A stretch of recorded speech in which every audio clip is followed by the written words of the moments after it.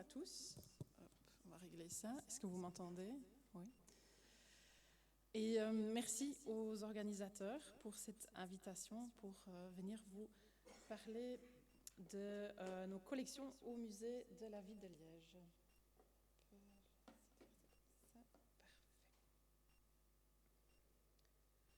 Voilà.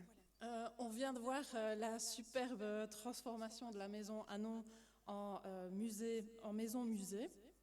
On peut dire que les maisons Art Nouveau ont le vent en poupe à la capitale.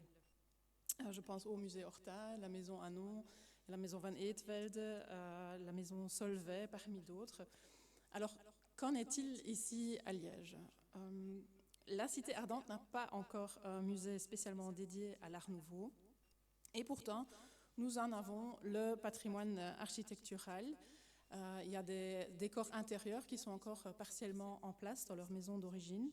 Et nous avons des collections d'art appliqué qui permettraient d'étoffer le propos autour de l'art nouveau liégeois.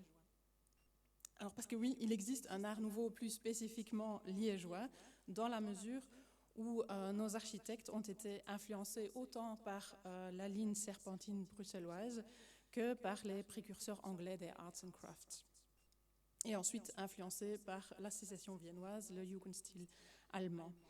En effet, la visite en 1901 de l'exposition inaugurale de la colonie d'artistes Darmstadt, colonie d'artistes Mathildenhöhe à Darmstadt, a été déterminante pour plusieurs architectes liégeois. Et on trouve donc à Liège un usage tempéré de la courbe, qui sont pourtant caractéristiques à Bruxelles et à Paris, combiné à une géométrisation qui sont typiquement anglaise et germanique. Les collections Art Nouveau de nos musées se concentrent principalement sur les productions liégeoises et le noyau de cet ensemble est clairement constitué par des meubles et objets de Gustave Serrurier.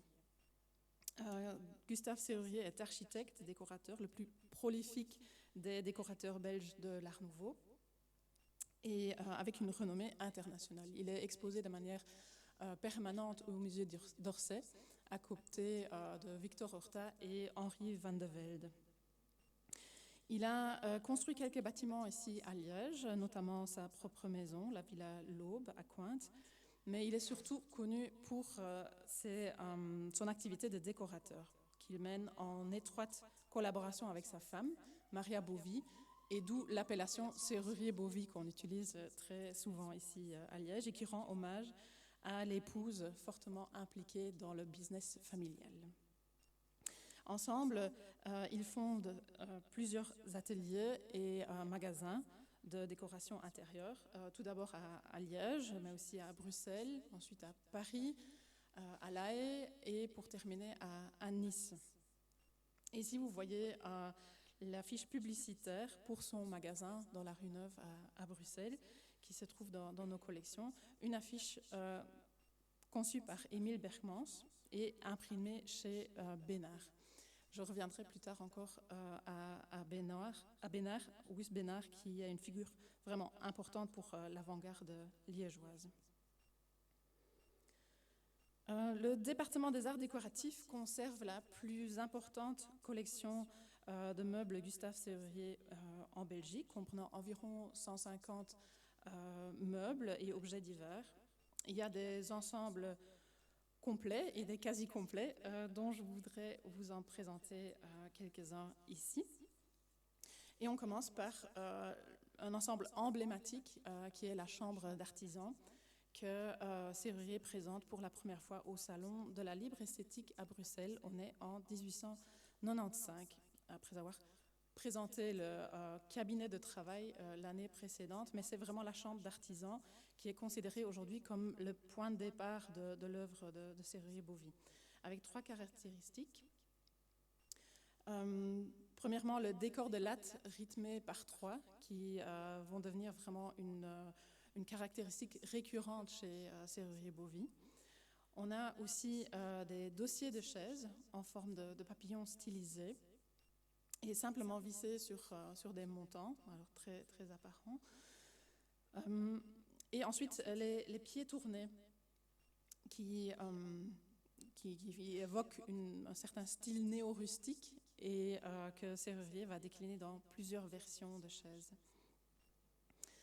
Avec cette chambre d'artisans, Serrurier-Bovie va avoir une influence déterminante, notamment sur l'œuvre de Henri van de Velde. Et avec le terme artisan, il veut faire référence à une classe un peu floue qui, pour lui, va de l'ouvrier au bourgeois aisé, et référence aussi à sa volonté de créer un mobilier pour le plus grand nombre, et donc aussi pour les moins privilégiés, dans une ambition d'intégrer ce soi-disant artisan à la vie intellectuelle. Ça, c'est une idée héritée des arts and crafts, bien sûr. Ces meubles sont conçus en chêne et selon des principes de fonctionnalité, de solidité et de lisibilité de construction qui sont chers à l'artiste.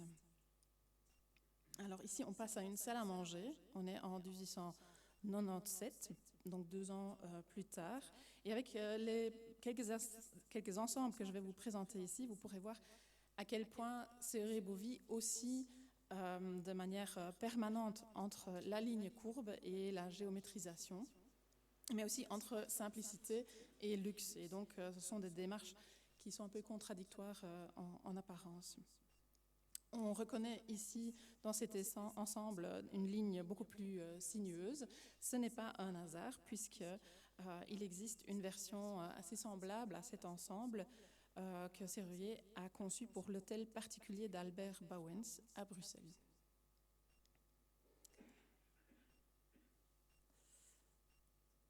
Il y a ensuite l'ensemble du piano Pleyel de 1902. Cet ensemble est classé trésor à la Fédération Wallonie-Bruxelles. Et donc, parallèlement à sa démarche sociale, Serrurier-Bovie conçoit des commandes spéciales et luxueuses, comme ici le salon de musique et de billard du château de la Chapelle en Serval pour l'industriel lillois Alphonse Verstraete. Verstraete qui deviendra le partenaire financier de la société Serrurier et compagnie. C'est un ensemble conçu en padouk, donc on s'éloigne ici des bois indigènes, on est beaucoup plus dans le luxe, et c'est conçu en collaboration avec les frères Émile et Oscar Bergmans. Émile, le peintre, qui est responsable pour les 5 peintures qui se trouvent aussi bien sur le piano que sur le casier à musique, et Oscar, le sculpteur, qui a conçu les pieds du piano. Un autre ensemble, la salle à manger Marguerite. On est en 1903 ici. Ici, on est de nouveau en padouk, avec néanmoins des dossiers qui sont un peu dans la lignée de la chambre d'artisan. Donc, on avait les papillons stylisés pour la chambre d'artisan. Ici, ils poussent le stylisme encore un peu plus loin. Et à partir de cette année, 1903, Serrurier-Bovie va utiliser des noms pour désigner les ensembles produits en série. Il utilise des noms de fleurs pour les salons à manger, les salles à manger plutôt, comme ici la Marguerite. Il utilise des noms de minéraux pour les chambres à coucher. Et donc, dans notre collection, nous avons du granit, perle et l'ensemble silex aussi. Et il utilise des noms de compositeurs pour les salons.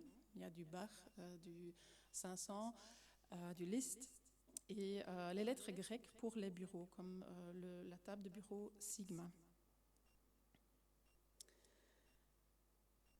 Alors,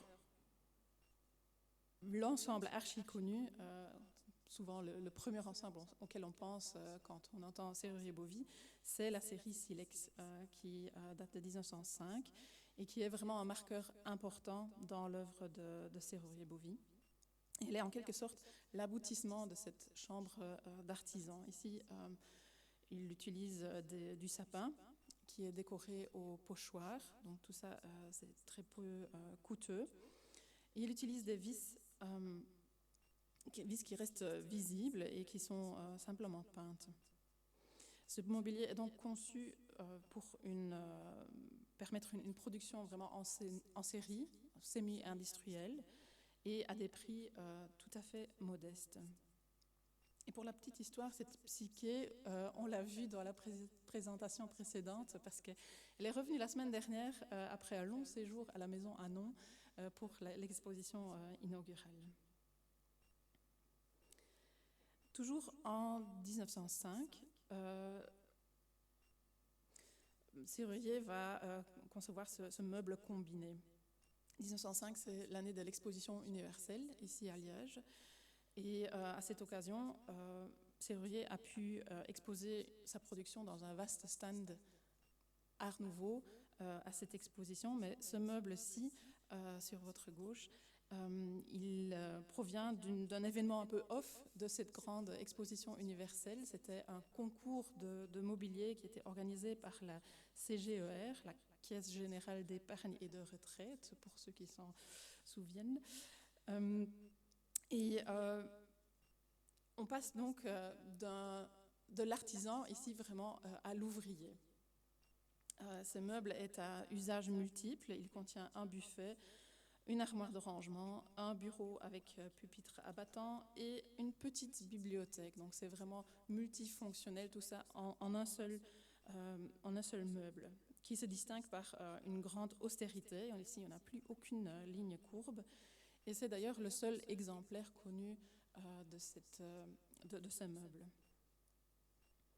Alors, est-ce que Serrurier Bovy a pu trouver sa clientèle d'artisans qu'il tenait tellement à démocratiser à l'art élitiste?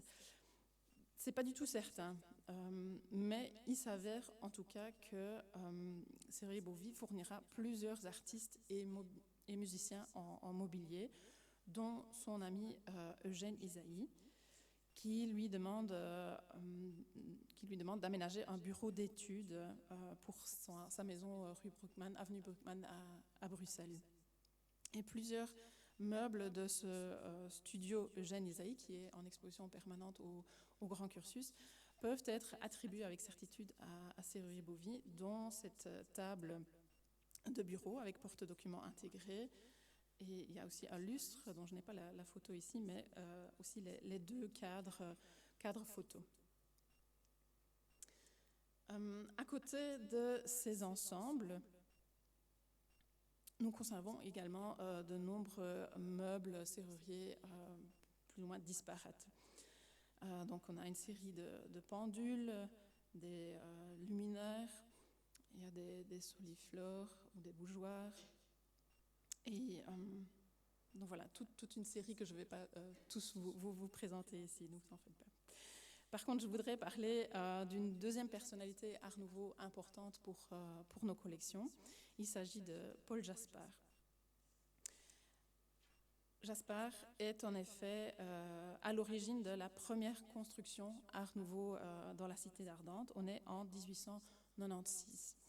C'est la maison qu'il conçoit pour l'imprimeur Auguste Bénard, donc, celui qui revient là, dans la rue Lambert-le-Bègue. Et à partir de ce moment, donc de 96, le style Art Nouveau va se répandre de manière assez prolifique dans l'architecture liégeoise. L'imprimeur et mécène Auguste Bénard est une figure de premier plan pour l'avant-garde artistique liégeoise, parce que tous les grands acteurs Art Nouveau liégeois constituent comme un cercle d'amis qui gravitent autour de cette figure principale qu'est l'imprimeur. Et on y trouve des architectes comme Paul Jaspar, Serrurier Bovy dans une moindre mesure. Il y a le sculpteur Oscar Bergmans qu'on a déjà vu, son frère Émile, et les autres peintres, Armora Sanfos, Auguste Donnet et notamment aussi l'affichiste Émile Dupuis, dont on va voir une œuvre plus tard. Et ces amis, ils vont très souvent collaborer ensemble, comme on l'a déjà vu avec Serrurier Bovy. Le Grand Cursus conserve l'ameublement du salon et de la salle à manger de cette maison que Paul Jaspar crée pour Auguste Bénard. Donc en collaboration avec ses amis. Donc on a ici le buffet qui comporte 2 bas-reliefs par Oscar Bergmans, ou le dessus de cheminée avec une peinture d'Auguste Donnet. Et dans cet ensemble font partie aussi 2 vases qui sont conservés dans nos collections et un vitrail au canard parmi d'autres. Jasper réalisera également à Liège les maisons et ateliers des peintres Armand Rassenfoss et de Henri et de Émile Berkmans, et la maison de l'écrivain Georges Masset à Bruxelles. Ici encore un exemple par Oscar Berkmans, une lanterne qu'il a créée pour son frère Émile. Alors, une troisième personnalité liégeoise, beaucoup plus marginale, que je voudrais donc évoquer de manière très rapide, c'est l'architecte liégeois Arthur Sneyers, très peu connu, qui mériterait d'être mieux étudié, mais sa production relève beaucoup plus de l'éclectisme. Toujours est-il que, suite à un don des descendants de l'architecte, le Grand Cursus conserve maintenant plusieurs meubles qui sont plus franchement dans la lignée de l'Art Nouveau, comme vous pouvez le voir ici.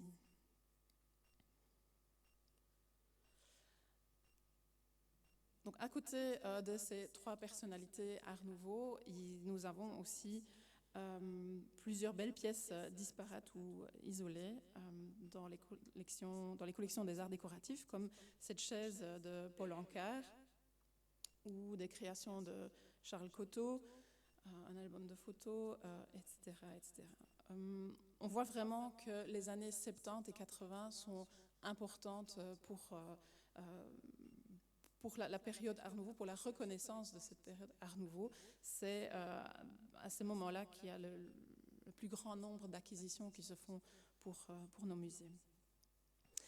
Il y a d'autres départements au cursus qui conservent de l'Art Nouveau, et celui le plus riche après les arts décoratifs est certainement celui du verre, et dont les collections ont un caractère nettement plus international. Donc on trouve ici du Émile Gallet, du Philippe Wolfers, Léon Ledru, les frères Müller, les cristalleries Dôme, Walter Almaric, etc. Nous avons aussi un musée du luminaire, le Moulum, dans la rue Merdieu, qui expose des luminaires Art Nouveau, comme ces deux exemples que vous voyez ici. Et puis, on peut trouver de l'Art Nouveau sur des objets aussi inattendus qu'un revolver Browning fabriqué à la FN de Herstal. Donc là, on est toujours au Grand Cursus, dans le département des armes, et ce Browning, il a son alter ego au département de l'art religieux sous forme d'une plaquette représentant un Christ crucifié. Je ne vais pas évoquer plus en détail les peintres et les sculpteurs Art Nouveau qui sont assez bien représentés au Musée des Beaux-Arts, mais je voudrais brièvement évoquer deux autres services à la ville de Liège, dont le premier est les fonds patrimoniaux, qui conservent un bel ensemble d'affiches Art Nouveau. Donc ici, nous avons un exemplaire d'Émile Dupuis, donc autre ami de Bénard, une affiche qui, bien sûr, a été imprimée chez Auguste Bénard. Il s'agit d'une lithographie qui a remporté le premier prix au concours de 1903 pour l'exposition universelle 2 ans plus tard. Et ce premier prix a été acquis ex aequo avec un projet d'Auguste Donnet, qui est également conservé aux fonds patrimoniaux, et donc imprimé chez Bénard. Avec l'installation du français Auguste Bénard à Liège, la ville va vraiment se positionner comme un haut lieu de la production de l'affiche belge. Alors l'exposition universelle de Liège ne voit que quelques pavillons style Art Nouveau, dont celui de Sérurier-Beauvais, bien sûr. Parce qu'en effet, la plupart des architectes préfèrent construire dans les styles historicistes, c'est plus safe. Et nous avons toujours un très beau témoin de cet événement qui est l'ancien palais des Beaux-Arts qui abrite aujourd'hui la Beauvrie. Il en va tout autrement pour les devantures commerciales. Parce que de nombreux commerçants, pour l'exposition universelle, vont suivre la mode du moment en espérant d'attirer les visiteurs de l'exposition et de se démarquer de leur concurrence. Malheureusement, la plupart de ces devantures ont disparu aujourd'hui. Alors heureusement, nous avons les archives communales, donc deuxième institution dont je voulais vous parler, qui conservent des permis de bâtir notamment de nombreux bâtiments qui ont donc aujourd'hui disparu. Et ici, vous voyez une devanture de Paul Hamès, architecte bruxellois, élève de Paul Anker. C'est la seule façade qu'il a conçue ici à Liège, et c'était pour les magasins Cône-Donnet en 1902 dans la rue de l'Université. Nous avons aussi, parmi plein d'autres, Joseph Bottin, qui a conçu le Palmengarten vénitien sur le boulevard de la Sauvenière, juste à côté de l'Opéra, en 1909, avec une façade spectaculaire pour ce jardin vénitien de palmiers, qui comprend un café et une salle de fête. Ou alors Edgar Thibault, qui conçoit le Palais des Sports juste ici, à côté de la Cité Miroir, sur le boulevard de la Sauvenière, en 1912, et qui comprenait notamment une piste de patinage.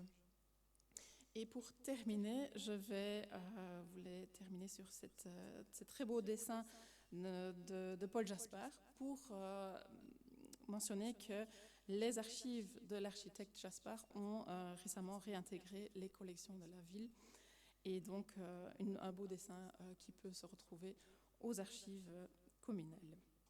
Voilà, je vais terminer ce condensé des collections de la ville de Liège sur cette image. Je suis quasiment restée dans mon temps de parole et je vous remercie pour votre attention.